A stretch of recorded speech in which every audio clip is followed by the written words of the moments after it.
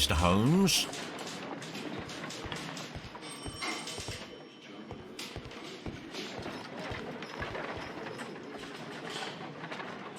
Good morning, Mr. Holmes. Can I help you?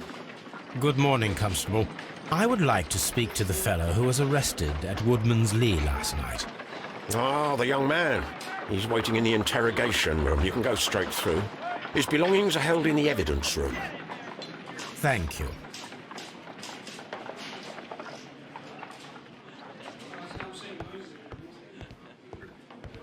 Mr. Holmes?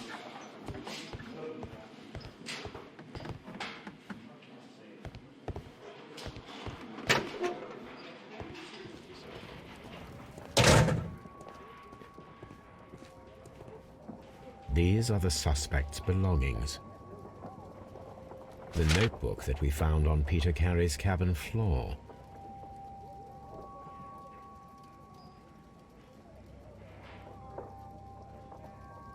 A pocket knife. It was used to force the door of Peter Carey's cabin. A handkerchief with the initials JHN.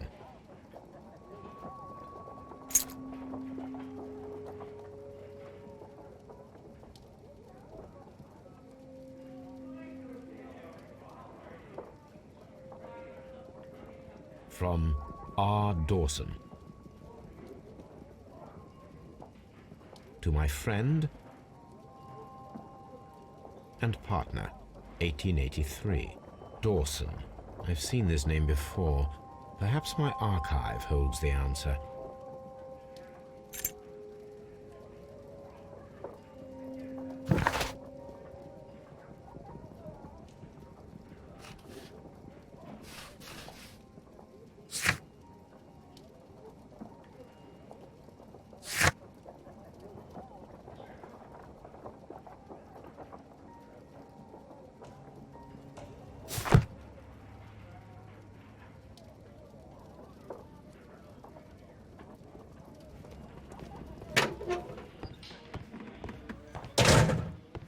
Locked.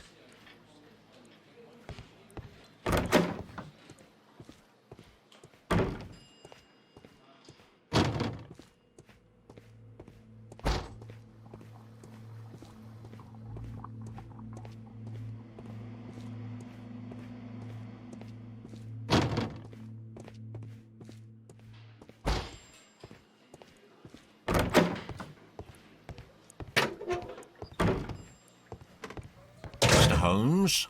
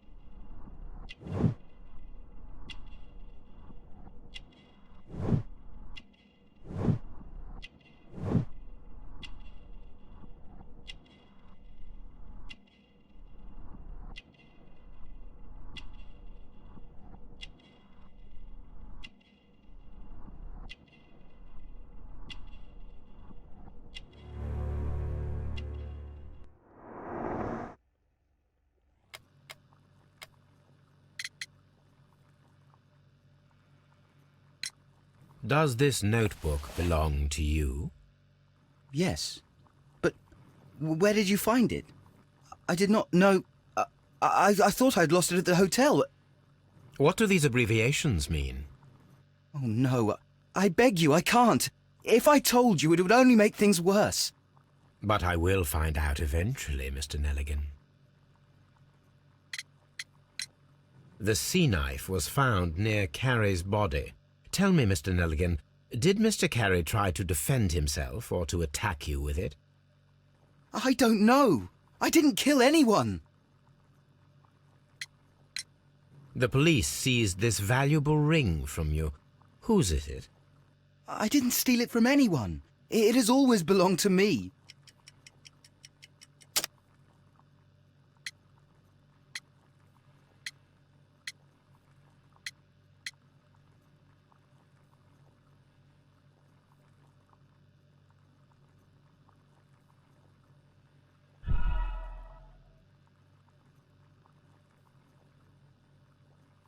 The police seized this valuable ring from you.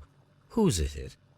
I didn't steal it from anyone. It has always belonged to me.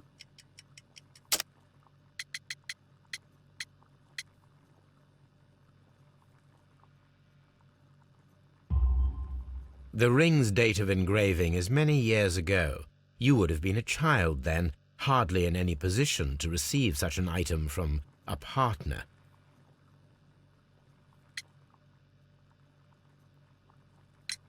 So, Mr. Nelligan, who is the true owner of the ring? The ring is mine.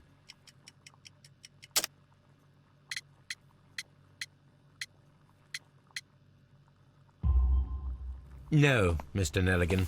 I believe that the ring had belonged to your father. Oh, but how do you know?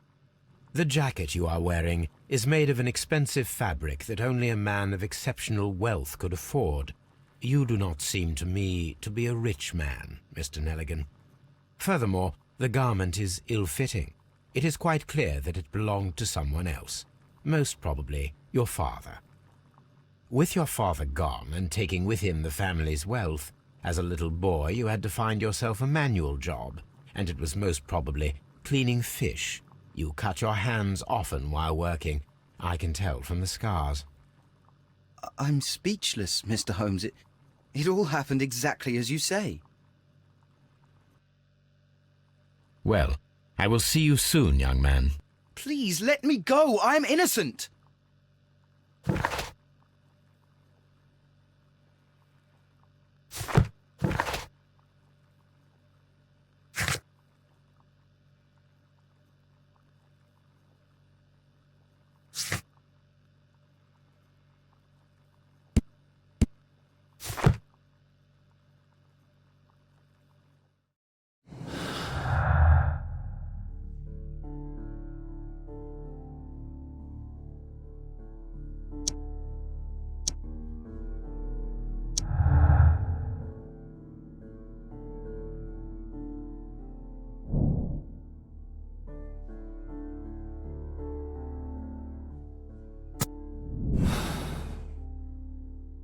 I need to stage a reconstruction. I am sure that Watson would be happy to oblige.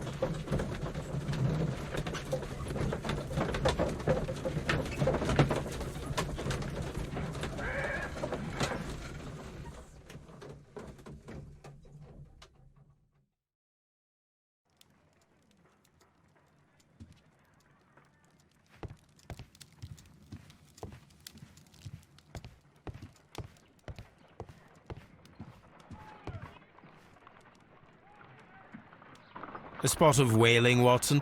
Would you care to take part? Are you serious? No, but we do need to clarify what happened on the night of Black Peter's murder. A reenactment, then? Is something bothering you? The sailor's knife, Watson. Why was it on the floor? Peter Carey attempted to defend himself? It is possible, but if that is the case, then it alters many things. I don't quite follow you. Tell me, my friend, what is the animal closest to man, morphologically, I mean? Ah, I see what you're getting at, Holmes. You asked me that once before. On the Ripper case, I believe. Do you want to slit some more pigs' throats? No. Thank goodness for that. I wish to impale one with a harpoon. Wonderful. Watson, let us pay a visit to our butcher friend in Whitechapel. We require the carcass of a well-fed pig. And the harpoon? One of the harpoons on the wall of Black Peter's cabin should do quite nicely.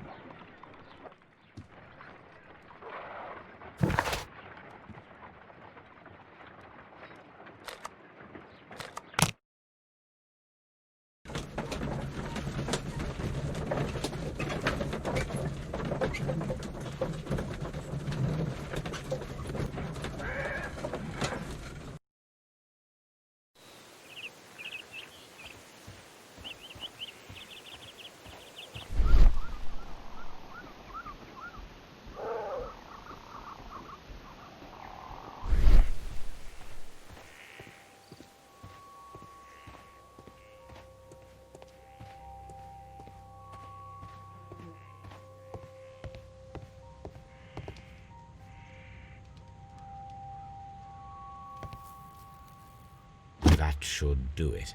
Now I am ready for the experiment.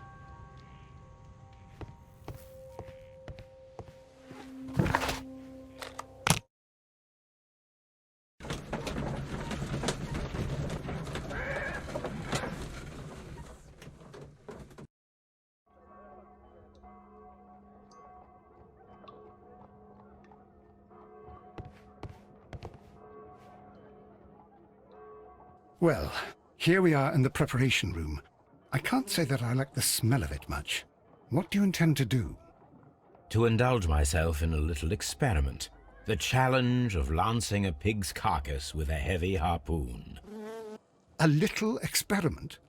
Stand aside, Watson. This might be dangerous. I am not well practiced in this exercise. Yet. Holmes, you should aim for the mark in order to perform the most reliable test.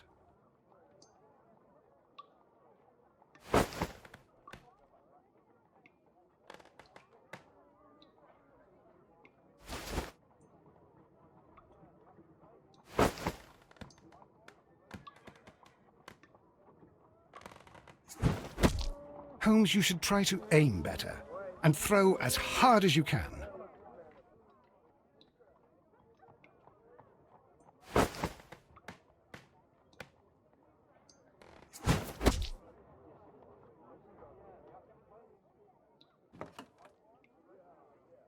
This is the best possible result that I could get. Do you see, Watson? Throwing a harpoon and pinning a man to a wall requires either exceptional strength and training or diabolical luck. If it was luck, then it was a chance in 1,000 that night. Well, yes. Let us leave now. All right. But before we go, I suppose I'll have to pay for all these carcasses you've happily mangled. Very well, but please hurry. Of course.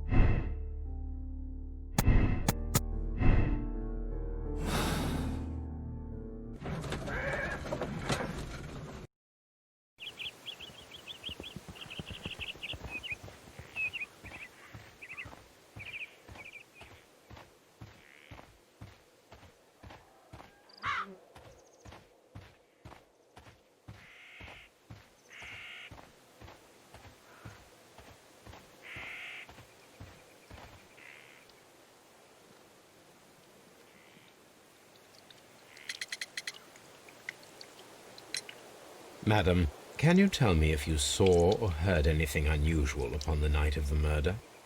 At 2 o'clock in the morning, I heard a terrible scream. But I thought nothing of it then. He would scream all the time when he was drunk. Can you please tell me what occurred on the evening of the murder? Well, Peter got drunk in the evening. He was in such a terrible temper. Usually whenever that happened, he'd stay all night drinking in his cabin before passing out. Do you remember at what time you found your husband's body? In the morning, at around 7 o'clock. I noticed the cabin door was open, but I didn't go in to take a look, for I knew my husband would not have liked it. At around 10 o'clock, I dared to glance in through the door and... oh dear. Was your husband accustomed to receiving visitors? Oh, no, I don't think so. I mean, he didn't really have many friends. We lived quite an isolated life here, after his retirement. Is this your husband's tobacco pouch? I'm not sure. It might be, but he hadn't smoked in a very long time. The garden is very large and well maintained. Do you employ someone to look after it? It is true, there is a lot of work, but my husband took care of it himself. Your husband's private papers, do you know where they are? There was a small tin box, barely larger than a book. He kept his papers there. It should be somewhere in his cabin. You have indeed suffered a great loss, Mrs. Carey. Nevertheless, I believe it will be less of a burden for you soon. Yes. Life with Peter was never easy, but he was still my husband. He was different, wasn't he, when you first met him upon your return from Plymouth? Yes, Mr. Holmes. Oh, my goodness, but how do you know about that?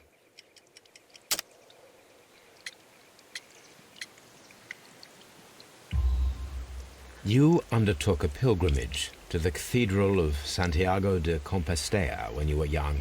That much is evident from the rosary in your hand. The shortest route for the pilgrim from England to Spain is from Plymouth. I believe that you met Peter Carey as a young sailor there, and you married him soon afterwards. That is indeed what happened, Mr. Holmes. How extraordinary. Thank you, madam.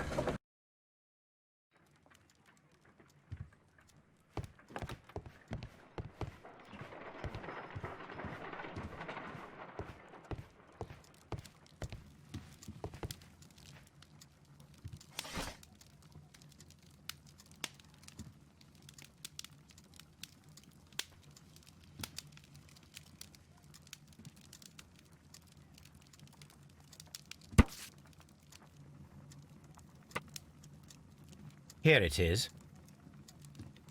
Now I begin to understand that young man's story, but I am still unclear as to what connects him with the murder. It is time to ask him.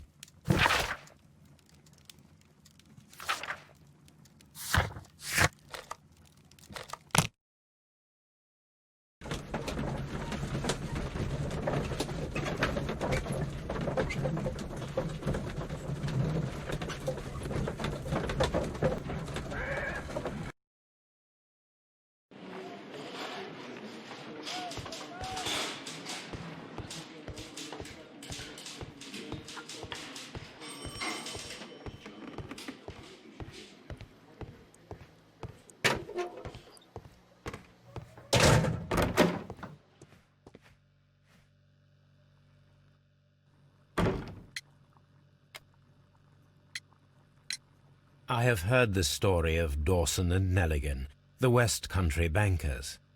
Yes. Joshua Nelligan was my father. I am aware that it had a bad ending.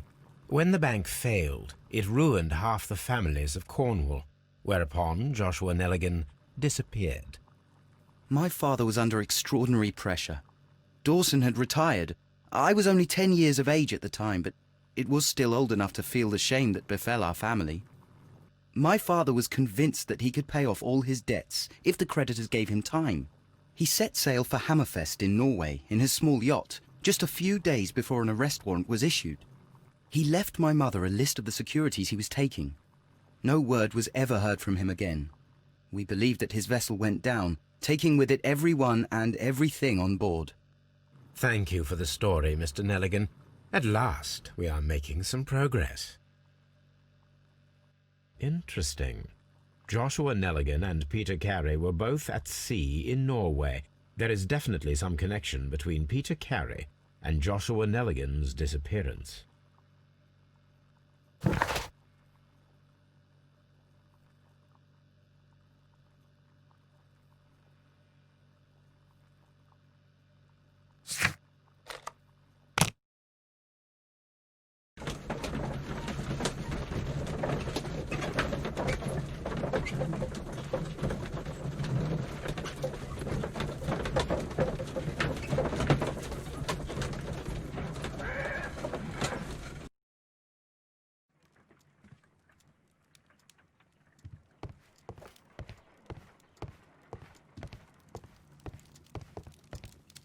My archive. I can always consult with it if needed.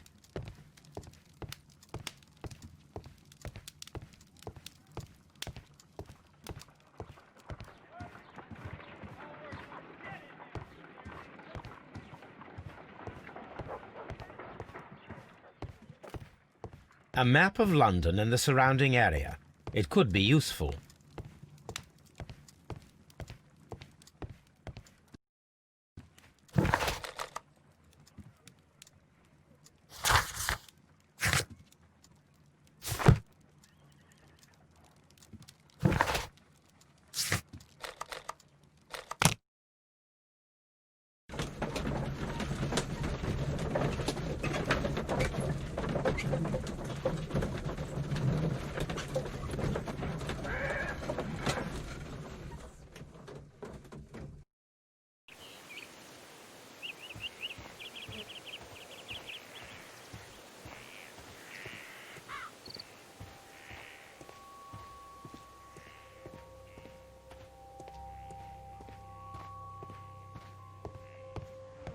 (1883). That's the one I need. This is the crew list of the Sea Unicorn.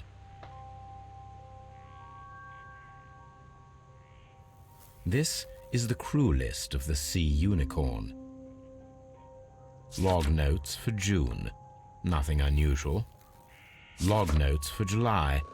Nothing special. Log notes for August. These pages have been torn away. Log notes for Canadian Pacific Railway, CPR, a torn piece from a bond certificate. I have seen this abbreviation somewhere very recently. There are 3 ways of discovering what happened in August of 1883 aboard the Sea Unicorn. The first 2 of these will require speaking with a dead man. The last would be to locate vital witnesses, the sailors involved in this whale hunt campaign.